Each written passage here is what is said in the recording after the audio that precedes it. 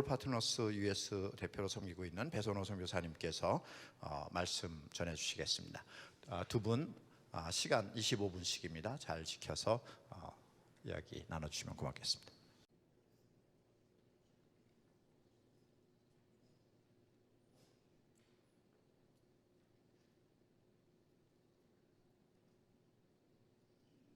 할렐루야. GP 선교회 미주 지부, 미국 지부를 섬기고 있는 배선호 선교사입니다. 여러분 오늘 또 이렇게 귀한 기회를 주시면 너무 감사하고요. 오늘 이렇게 제가 교회에서 섬김을 받으면서 여기 올라오면 꼭 감사의 말씀을 드려야 되겠다는 생각을 했습니다. 음식도 너무 감사하고 찬양도 너무 은혜가 되고 또 매번마다 이렇게 주시는 선물 너무 감사해서 아마 우리 형제교회가 선교에 대해 가지고 있는 그 열정이 사랑으로 이렇게 표현된 게 아닌가 생각해서 다시 한번 감사의 말씀을 드립니다. 박수 한번 쳐드리면 좋을 것 같아요. 너무 감사합니다. 자, 여러분들이 가지고 있는 그 교재 31페이지를 펴주시면 거기에 제가 이제 앞으로 나눌 말씀이 영어로 돼 있습니다. 영어로 준비를 하라고 하셔서 영어로 했는데 한국어로 해도 됐겠다라는 생각이 들기도 하더군요. 제가 오늘 여러분들과 함께 나눌 말씀은 저희 선교회 안에서 이루어지고 있는 변화들입니다. 그래서 리더십 트랜스퍼, 현지 지도력 이양이라는 핵심 문제죠. 어떻게 보면 지금 선교지에서 가장 큰 이슈가 되기도 할 텐데요. 많은 선교사님들이 현지에서 철수를 하셔야 되는 이런 상황에서 비자발적인 철수라고 하는데, 이런 변화 속에서 문제 다시 들어갈 수 없는 환경도 많아지고, 과연 선교회로서 아니면은 우리가 선교회 전략을 짜는 사람들로서 어떻게 이런 준비를 해야 될까? 특별히 최근에 이제 많은 선교사님들이 본인의 의사와는 상관없이 급작스럽게 철수를 하게 되면서 선교지에 백흠 현상이 일어나는 일들도 생기게 됐습니다. 오늘 이런 일들을 함께 여러분들과 좀 나누면서 어떤 식의 대처가 됐고 또 저희 선교회에서는 어떤 식으로 준비를 해가고 있는지를 나누려고 합니다. 저희 선교회는 1968년에 KIM, Korea International Mission이라는 이름으로 기초가 시작이 됐습니다. 많은 분들이 알고 계시는, 잘 알고 계신 한국의 조동진 박사님이 미국에서 공부를 하시고 한국에 오셔서 한국에서도 자생하는 이런 선교단체가 필요하겠다라는 생각에 이제 후암동에 교회를 세우시고 교회를 기준으로 많은 선교를 후원하기 시작을 하십니다. 그러면서 세웠던 단체가 이제 KIM이 되겠습니다. 이 KIM이라는 선교단체가 이제 1987년을 지나면서 KGM이라는 선교단체로 계속해서 또 발전을 해나가게 됩니다. 코리아 글로벌 미션인데요. 이렇게 이름이 바뀐 데에는 사실 선교사님들이 가지고 있는 선교에 대한 관점의 변화, 또 개인적인 의견들의 변화, 이런 거에 대한 차이가 있었던 것이 사실입니다. 그러면서 1993년에는 또 PWM이라는 단체가 생겨납니다. 전부 다 이 모체는 KIM이라는 단체가 모체가 되겠습니다. 조동진 박사님이 세우셨던 그 단체죠. 그래서 이 단체는 Partners for World Mission인데 1992년도에 이러한 단체가 또 생겨나게 됩니다. 그런데 이렇게 서로 여러 개 단체들이 생기면서 나중에 1999년도에 이렇게 돼서 안 되겠다, 우리가 한 몸에서 나왔는데 다시 한 선교단체로 섬겨야 되겠다라는 생각에 1999년도에 선교회가 하나로 뭉치게 되죠. 그게 이제 글로벌 파트너스라는 지금 현재 선교단체입니다. 그러니까 KGM에서 글로벌을 따고 PWM에서 파트너스를 따서 우리는 세계의 파트너십을 구축하는 선교단체가 돼야 되겠다라는 그런 스스로의 아이덴티티를 갖게 됐죠. 그래서 1999년 5월 달에 이런 선교단체가 GP라는 선교단체로 시작을 하게 됩니다. 이게 여러 가지 저희가 이런 흩어졌다가 모이는 과정을 겪으면서 아마 99년도에 선교회를 시작할 때에는 서로 다름을 인정하는 게 얼마나 중요한가, 그리고 선교의 이론에 있어서도 다른 생각을 가지고 있는 사람들이 한 단체에 있다는 것을 인정하는 것이 얼마나 중요한가라는 생각이 생기기 시작했습니다. 지금 현재는 저희 선교회가 42개국에 229유닛 410명의 선교사님을 파송을 하고 있습니다. 그래서 이게 지금 저희가 파송하고 있는 선교사님들이고, 그리고 또 이제 많은 이사 교회들이 있습니다. 그런데 저희 선교회는 그냥 이 지역들을 그냥 지역으로 나눈 것이 아니라 그 지역에 스스로 그 지역에서 선교사님들을 배출하고 그 선교사님들을 파송할 수 있는 곳에서는 그 지역을 운영할 수 있는 자치권들을 부여를 하기 시작했어요. 그래서 한국에는 GP 코리아라는 그 지부가 설립이 됐고, 그리고 GP USA, 미국에는 또 미국에서 선교사님들을 보내는 그 지부가 설립이 됐고, 제가 지금 GP USA 대표입니다. 그리고 GP 브라질도 브라질 안에서 현지 선교사님들을 파송을 하기 시작하면서 그 선교의 독립적인 아이덴티티로 인정을 해주기를 시작을 했는데, 그런데 이게 좀 최근에 와서 과격한 변화까지 생기기 시작했어요. 그래서 1999년에는 전에는 저희가 GP 인터내셔널이라는 큰 우산 속에 이 지역 단체들이 같이 이렇게 큰 리더십 아래 있었는데, 그런데 지금은 이제는 GP 코리아가 1999년도에 완전히 독립이 되고, 또 GP USA가 독립이 되고, 브라질이 독립이 됐습니다. 그게 무슨 뜻이냐면 각 지역에 맞는 매뉴얼을 가지고 운영을 하기 시작했다는 얘기입니다. 이게 사실은 저희 단체에서는 상당히 큰 변화였습니다. 예를 들면 선교사님들의 안식년에 대한 규율이라든지, 그러면 선교사님들의 뭐 어떤 여행에 대한 그런 규율, 지역을 어떻게 나눌 것인가에 대한 것들이 각 지역들마다 모두 다 달라질 수 있다는 얘기죠.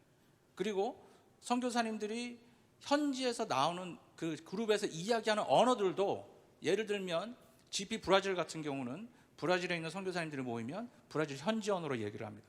회의도 브라질 현지 언어로 다 진행이 됩니다. 그럼 큰 변화들이 생기기 시작한 것입니다.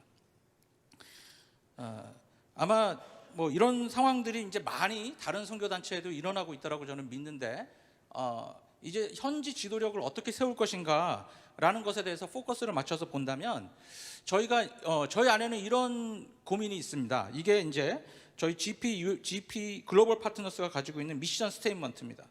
그래서 GP is the mission community of the end times, retaining creative mission strategy while cooperating with others to develop local leadership in order to rapidly evangelize the globe so that God would be glorified. GP의 사명은 마지막 시대의 선교를 이끄는 공동체로서 창의적 선교 전략을 가지고 서로 협력하여 현지 지도력을 개발함으로 지구촌을 신속하게 복음화하여 하나님께 영광을 돌리는 것이다. 많은 저희 가치관이 있지만, 제가 오늘 여러분들과 함께 나눌 말씀은 바로 이 서로 협력하고 현지 지도력을 개발한다라는 이 두 가지 포커스가 되겠습니다. 이것이 저희한테는 상당히 중요한 이슈가 됐습니다. 왜냐하면 제가 저희 선교회의 역사를 가르쳐 드렸던 것 같이 다름이라는 것이, 그것이 어떤 선교 안에서 우리가 어떤 식으로 받아들여야 될 것인가라는 것이 저희 선교회에서는 큰 이슈가 됐던 것이죠. Mission by cooperating with others라는 것은, 그것은 저희가 선교사님들이 가서 현지에서 선교를 할 때 현지에 있는 교회와 협력을 하고, 현지에 있는 미션 에이전시와 협력을 하고, 또는 현지에 있는 다른 선교단체, 서구에서 파송된 다른 선교단체와 협력하고 하는 것에 대해서 저희 선교회는 적극적으로 권장합니다.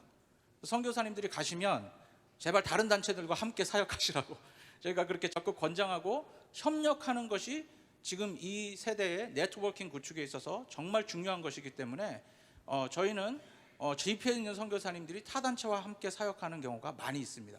타 단체 협력으로 들어가 계신 분들도 있고, 미니스트리 사역에 따라서 같이 협력하고 현지에 있는 교회를 섬기는 케이스들도 많이 있습니다.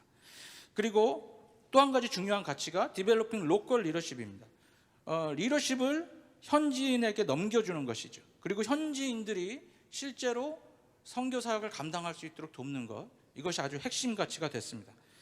이런 것이 핵심 가치가 된 데에는 저희가 2000년에 이제 선교회가 다시 합병을 하게 되면서, 함께 하게 되면서 저희들 이사님들 사이에 이런 식의 논의가 진행이 되기 시작했습니다. 필그림 선교교회 양충길 목사님이 2000년 GP 이사회에서 이런 얘기를 하셨습니다. GP의 올바른 선교 방향은 선교사가 선교사를 낳는 모델이 되어야 한다. 우리는 그런 사역을 지원할 것이다.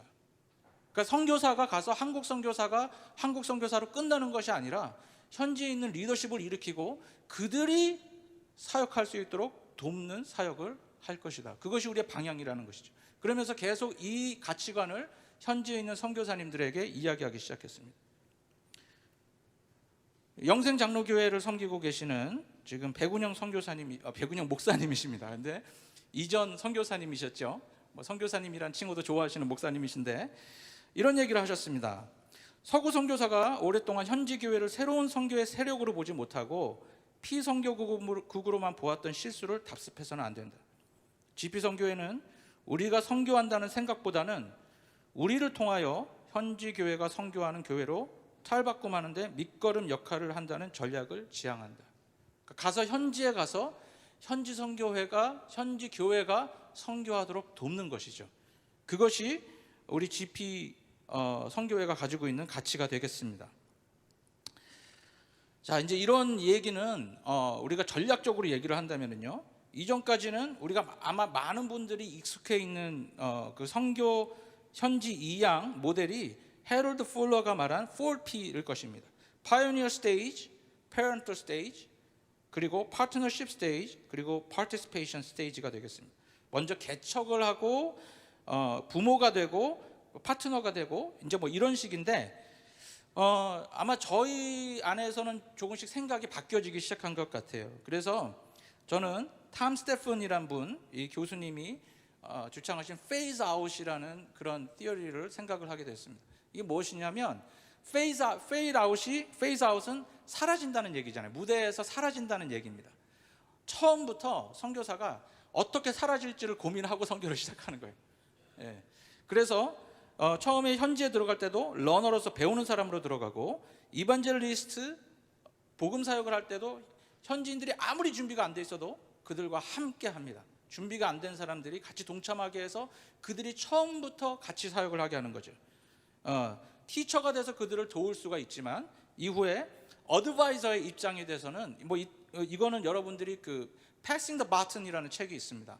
이제 그 책을 보시면 훨씬 자세하게 나와 있는데 현지에서 남아서 어드바이스를 할 수가 있고, 나중에는 순회하면서 어드바이스를 할 수 있고, 점점 페이즈 아웃이 되는 거죠. 그래서 없어지는, 성지에서 저희 선교사들이 없어지는 그런 모델이 되겠습니다. 근데 이런 모델을 실제적으로 저희가 하고 있는 케이스가 있어서 오늘 이제 그 케이스를 여러분들과 함께 나누려고 하는데, 저희 GP 안에는 지금 두 가지 큰 무브먼이 일어나고 있습니다. 하나는 인도네시아에서 일어나고 있는 현지인 선교사 파송 운동이 되겠고요. 또한 브라질에서도 지금 이러한 저희가 말했던 가치관들을 프랙티스로 하고 있습니다. 그래서 이 두 가지 케이스를 여러분들과 나누면서 지금 현재 어떤 식으로 진행이 되고 있는지 말씀을 나누려고 합니다. 인도네시아에는요, 방금 보았던 우리 안성원 선교사님, 인도네시아에 83년도로 제가 기억하는데 인도네시아 가셔서 선교 사역을 시작을 하셨습니다. 많은 현지인들을 얻으셨는데 그러면서 이제 이 현지인들 가운데 공감이 생기기 시작했어요. 우리도 선교사로 나가야 되겠다. 그래서 그 현지에 안중환 신학교라고 신학교가 있는데 2011년 7월 이제 현지에 있는 이 안성원 선교사님을 통해서 같이 교육하고 그리고 훈련되었던 빠무지 목사님이라는 분과 함께 현지에서 월드 파트너스라는 이름의 선교단체를 시작을 하게 됐습니다. 현지 선교단체입니다. 이 선교단체의 특징은 저희 GP와 관계가 없습니다. 관계가 없다 그러면 너무 야속하고, 저희 그 안성원 선교사님이 하셨기 때문에 안성원 선교사님이 섬기고 있지만 단체 대 단체로서 동등한 위치에서 사역을 하고 있는 단체가 되겠습니다. 그래서 지금 이 선교단체는 현재 9회 동안 60여 명의 현지인 선교사 후보생 훈련을 했고요. 현재 10회 9명의 선교사 후보생을 훈련 중에 있고, 지금까지 26명의 선교사를 파송을 했습니다. 그리고 10명이 파송 준비가 되고 있고요. 여기 밑에 보이는 이 그림은 첫 번째로 제1회 선교사 훈련 졸업생들이 되겠습니다. 지금 이런 선교사님들이, 현지 선교사님들이 가서 현지에서 사역을 하고 계십니다. 예. 캄보디아의 2가정, 그리고 라오스 1가정, 인도 1가정, 요르단 1가정, 키르기즈스탄 2가정, 태국 1가정, 베트남 1명, 네팔 1가정, 마카오 1명. 그래서 총 9가정과 독신 7명 그리고 9개국 26명의 선교사가 파송이 됐는데 죄송합니다. 월드 파트너스라는 이름으로 파송이 된 겁니다. GP 선교사로 파송이 된 사람들이 아니고, 그래서 여기는 지금 어떻게 보면 완전히 현지 단체로 이양이 돼 있는 상태입니다. 재정적으로도 현지에 있는 교회에서 선교사들을 후원을 하고 있는데, 이것이 지금 한 가지 모델이 되겠습니다. 예. 그래서 무엇이 맞고 무엇이 틀린지는 저희들이 계속 지금 진행 중이기 때문에 아직까지는 그런 말씀을 드릴 수가 없고요. 자, 이제 두 번째 저희가 가지고 있는 모델입니다. 이것은 이제 브라질 모델이 되겠습니다. 이 브라질 모델은 여러분 따로 이름이 없어요. 그래서 GP 브라질로 되어 있습니다. GP 브라질로 되어 있고요. 2009년 12월에 우리가 들었던 그 모든 선교적인 GP 선교의 가치관을 인해서 현지에서 현지인들을 파송하는 그런 단체로서 시작을 하게 됐습니다. 그래서 2010년에는 이제 브라질 GP 선교회가 창립이 되고요. 4월 24일 상파울로에서 새생명교회에서 창립 예배가 됐습니다. 그래서 2009년에 GP 브라질 1호 선교사로 선교사 파송이 됩니다. 예, 옆에 있는 분이 조용중 선교사님이란 분이신데 이제 많은 분들이 아실 줄 압니다. 예, 이렇게 해서 이 현지에 있는 선교사를 제일 처음 이렇게 파송을 하기 시작하게 됩니다. 그러면서 지금 브라질에 있는 현지인 선교사만 제가 카운트를 해봤습니다. 카메룬에 2명, 모잠비크에 2명, 아르헨티나 1명, 페루 2명, 또 아이국에 2명. 그래서 5개국 9명의 선교사, 수습 선교사가 지금 또 준비하고 있는 선교사가 9명이 되어 있습니다. 이 얘기를 하면 브라질의 김선웅 선교사님이 조금 섭섭해할 수도 있습니다. 왜냐하면 그 브라질에서 파송된 한국 선교사들은 제가 카운트를 안 했습니다. 순수 한국어를 못하는 브라질 선교사만 카운트를 한 것입니다. 이 GP 브라질의 특징은 그 이사회가 죄송합니다. 이사회가 브라질 분들이 많다는 것입니다. 지금 GP 브라질의 이사장님은 루이스 뺑에이루 목사님이십니다. 예, 잘생기셨죠? 예, 이분이 지금 GP 브라질에는 이사장으로 계십니다. 참 선교회로는 큰 의미입니다. 한국 사람이 아니고 지금 브라질 현지에 있는 목사님이 이사장으로 계신다는 것이죠. 그리고 지금 이게 GP 브라질의 이사회 구조입니다. 이사장이 계시고 지금 본부 대표는 아직 김선웅 대표님이 맡고 계시지만 보시면 약간은 익숙치 않은 브라질의 얼굴들이 많이 보이고 있습니다. 이분들이 브라질 현지 교회가 돼서 현지 교회에서 브라질에서 파송하는 선교사님들을 후원을 하고 계시고, 거의 재정적으로는 지금 저희 GP에서는 거의 후원이 없습니다. 지금 그 GP 브라질 안에서 그 브라질 이사회 현지 이사회 교회들 안에서 후원들이 다 이루어지고 있습니다. 그래서 저희가 국제 대회를 할 때면 이분들이 오십니다. 오셔서 이제 같이 동등한 입장에서 사역을 나누고 그리고 전략을 얘기하는 이제 그런 동반자적인 관계가 형성이 되기 시작했습니다. 예, 국제협의회에서 회의에 참석해서 같이 이야기를 듣고 나누는 얘기입니다. 자, 이제 이 마지막으로 우리 이 두 모델에 대해서는 제가 여기서 얘기를 마치려고 하는데, GP 선교사로 WP 인도네시아와 GP 브라질의 차이를 본다면, WP 같은 경우는 인도네시아에서 GP 선교사님으로는 카운트가 되질 않습니다. 그리고 완전한 현지 단체가 되고 현지 로고가 있고 현지 모임으로 완전히 나간 상태죠. 그래서 이 관계는 언제든지 저희가 뭐 안성원 선교사님 철수를 하셔도 뭐 그거 안에서는 계속해서 진행이 될 것입니다. 근데 다른 이제 현지인들의 선교 단체로 현지인들이 운영을 하게 되는 것이죠. GP 브라질은 GP 선교사로 인정이 됩니다. 아까 보였던 큰 지도에 우리 그 브라질 선교사님들은 다 이름이 올라와 있고 저희 기도 제목에도 함께 기도가 됩니다. GP 안에서 공개적인 모금이 가능하고요. 현지 교회에 재정적인 후원이 있습니다. GP 안에서 공개적으로 모금을 하시지만 대부분의 선교 후원금은 GP 브라질에서 오고 있습니다. 그리고 현지 이사회가 설립이 되어서 현지인들이 참여를 하고 있다는 것이죠. 이 모델을 지금 말씀을 드리는 것은 최근에 계속해서 현지에서 선교사님들이 철수를 하면서 현지의 지도적 이양이 얼마나 중요한 것인가라는 문제가 대두되는 상황에서 저희 GP에서 치는 몸부림에 대해서 여러분들과 좀 나누고 싶었고요. 아직 다 끝난 프로세스는 아닙니다. 현재 진행 중이고 이 두 가지 모델에 있어서 무엇이 맞고 무엇이 틀리다라는 것보다는 이런 식의 모델이 있구나, 그리고 이렇게 할 수도 있구나 정도로 보시면 좋을 것 같습니다. 얼마 전에 저희 GP에 아주 좀 경사스러운 일이 있었는데, 저희 미주에 이게 이제 작년 10월 달에 파송된 저희 선교사님 가정입니다. 근데 이 선교사님 가정은 좀 특별한 가정이에요. 예, 남편이 이경승 선교사, 아내가 이름도 정다운 선교사입니다. 예, 참 이름이 멋지죠. 예, 남편은요 브라질 선교사님 자녀입니다. 그리고 아내는 파라과이 선교사님 자녀입니다. 그래서 이 아내 선교사님 정다운 선교사님의 아버님이 파라과이 선교사 정금태 선교사님이시라고 아마 또 많은 분들이 알고 계신데, 우리 그 선교사님들의 자녀가 선교사로 나가는 케이스들은 여럿이 있었습니다. 그리고 저희도 그런 케이스들이 여럿이 있었는데, 이 케이스는 좀 특별한 게 이 부부가 둘 다 MK예요. 부부가 MK로서 만나가지고 그렇게 나간 케이스는 아마 이 케이스가 처음이 되겠습니다. 저희 선교회 안에서는 적어도 그렇습니다. 참 경사스러운 일이죠. 남편은 브라질에서 컸고 아내는 파라과이에서 컸고, 그래서 이 두 부부가 조금 고민이 있었어요. 브라질로 갈 것인가 파라과이로 갈 것인가. 예? 아빠도 저기서도 부르고 여기서도 부르고 막 오라고 그랬는데, 작년 1월 달에 좀 안타까운 일이 있었습니다. 우리 이경승 선교사의 어머님인 이신숙 선교사님께서 브라질에서 코로나로 소천을 하시게 되셨어요. 훈련을 받는 중에 소천을 하셨는데, 그래서 원래는 파라과이로 가려고 하다가 브라질로 돌려서 브라질로 가서 섬기게 됐습니다. 이 두 부부는 특별합니다. 포르투갈어가 아주 능통합니다. 왜냐하면 남편이 브라질에서 컸기 때문에. 스페니쉬 와이프가 아주 능통하게 합니다. 현지인처럼 그렇게 말을 하죠. 거기서 컸기 때문에. 그래서 지금 브라질에 갔는데 이미 할 수 있는 일들이 많이 있습니다. 그리고 그런 일들이 시작이 되고 있고요.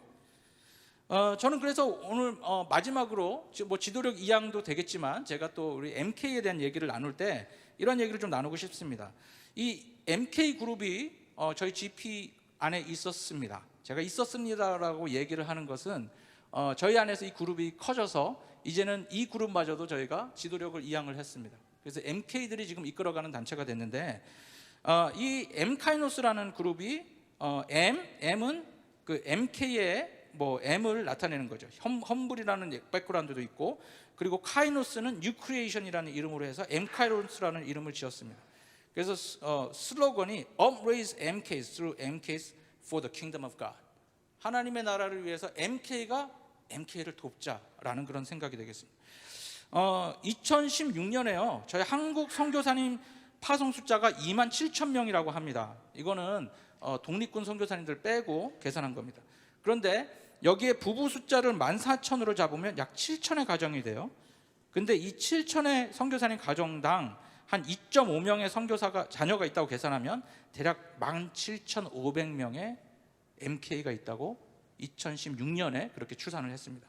17,500명의 선교사 자녀들이 있다라고 합니다. 이 선교사 자녀들이, 많은 선교사 자녀들이 정체성의 혼란과 그리고 새로운 정착에 대한 두려움들, 또 부모님들이 안 계시고 혼자 삶을 싸워나가야 되잖아요. 그래서 사실은 MK들 속에는 많은 상처들이 있습니다. 특별히 저희 단체 안에서도 동아시아에 있는 국가에서 추방을 당하면서 선교사님 자녀들이 많은 어려움을 겪으면서 상담을 받아야 되는 그런 케이스들도 있습니다. 그래서 어떻게 보면 MK들 같은 경우는 wounded healer 같아요. 그래서 본인의 연약함을 겪은 MK들이 누구보다도 더 MK를 도울 수 있는 것입니다. 그래서 저희가 2010년 지금 이것은 저희가 그 그룹 모임인데, MK들이 함께 모여가지고 집회를 했어요. 시작은 2007년부터 시작이 됐는데, 제가 2010년에 사진부터 넣었습니다. 여기 중간에 잘 보시면요 조금 익숙한 얼굴도 보여요. 여기 바보 목사님도 있는 것 같은데, 그렇죠? 그래서 여기 이 MK들이 함께 모이면서 리트리트를 했는데, 이때는 그 리트리트 이름이 홈이라는 이름으로 리트리트를 한 거고요. 이제 저희 그 MK 처음에 모임은 2007년 훨씬 이전에 저희 백운영 현재 영생장로교회 목사님이신데, 그 선교사님께서 당시 미주 GP 미국 대표로 있으실 때 MK들 집으로 부르기 시작하셨어요. 야, 그냥 우리 집에 와서 좀 먹고 놀아라 이러면서 MK들을 집에 부르고 이들을 섬기고 이렇게 시작하면서 MK들이 점점 서로가 커넥션들이 이루어지고 네트워킹이 형성이 되고, 그러면서 이러면 우리가 리트릿을 한번 해보자.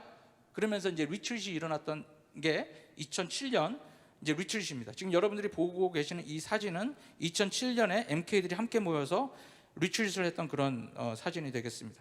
그러면서 2010년에 방금 여러분들이 보았던 이런 모임으로까지 성장을 했고요. 그리고 지금 팬데믹 바로 전에 했던 모임에 2018년 모임에 이렇게까지 모였습니다. 이 모임은요, 이번 겨울에 이제 다시 그동안의 오랜 겨울잠을 깨고 집회를 한번 하려고 합니다. 리트릿을 하려고 하는데, 여러분들 선교사들 자녀가 있으면 보내주십시오. 선교사의 자녀의 아픔을 겪었던 지체들이 이들을 돕고 있습니다. 그리고 이들이 누구보다도 그 과정을 잘 이해를 하기 때문에 아까 보았던 우리 이경성 선교사, 이런 사람들이 여기에 와서 만난 겁니다. 제가 이경성 선교사 얘기를 더 하면요, 재밌는 얘기니까 하나만 더 드리겠습니다. 선교사 집회가 있었어요. 선교사 집회가 있었는데 우리 선교사님들이 자녀들을 데리고 온 겁니다. 그런데 지금은 소천하신 이신숙 선교사님이 그 선교사 집회에서 열심히 섬기고 있는 예쁜 한 자매를 발견을 합니다. 그 자매가 누구냐면 바로 정다운 자매가 되겠죠. 찍었어요, 우리 이신숙 선교사님이. 쟤다 찍어가지고 뭐 이름 받아 적고, 뭐 보니까 같은 남미예요.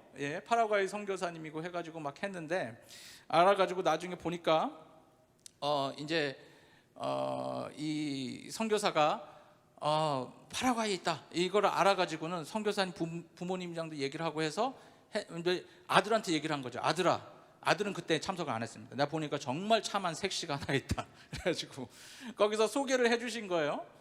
그래서 소개를 받고 했는데, 이 형제가 또 이경승 선교사가 참 재밌습니다. 뭐 만나보지도 않고 뭐 별로 그랬는데, 별로 못 만나본 상태에서 한 2번 만남이 있었는지도 잘 모르겠어요. 그런 상태에서 무작정 브라질에서 파라과이로 쳐들어갑니다. 가서 그 우리 선교사님, 정금태 선교사님이 계신 그 집에 허락을 받고 머물면서 장인어른을 처음으로 그때 만나면서 결혼 허락을 받고, 참 뭐 얘기가 어떻게 그렇게 진행이 됐는지 모르겠는데, 감사한 것은 여러분, MK들이 만날 수 있는 모임들을 우리가 적극적으로 권장을 해줘야 됩니다. 그래서 그들이 서로를 이해할 수 있는 사람들을 만나고 그 안에서 커뮤니케이션이 형성이 되면서 커뮤니티가 형성이 되면서 그들이 서로 도울 수 있는 그런 몸들이 형성이 되기를 간절히 바랍니다.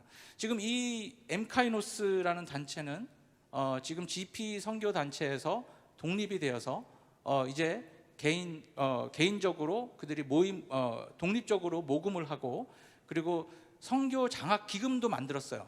엠코밋이라는 선교 장학 기금을 만들어서 MK들이 선교 장학 기금으로 선교사님들 자녀들에게 장학금을 수여하고 있습니다. 놀라운 일들이 벌어지고 있고요. 저희는 너무 감사합니다. 저희 선교 단체를 통해서 커졌고, 그리고 어깨까지 올라와서 이제는 독립할 수 있게 되는 이런 선교 단체를 세울 수 있음에 너무 감사하고, 많은 말씀을 드렸는데 결말은 그런 것 같습니다. 한동대에 우리 한동대 총장님께서 전에 김영길 총장님께서 이런 말씀을 하셨다고 합니다. 공부해서 남주자라는 얘기를 했다고 합니다. 이제 이 얘기를 저희 선교 단체의 모토로 한번 바꿔본다면 아마 이런 말씀이 되지 않을까 싶습니다. 선교에서 현지인들에게 이양하자. 현지인들에게 이양하고 MK들에게 이양하고 그들이 할 수 있게 도와주는 것, 이것이 지금 저희 선교회가 추구하고 있는 사역의 방향입니다. 감사합니다.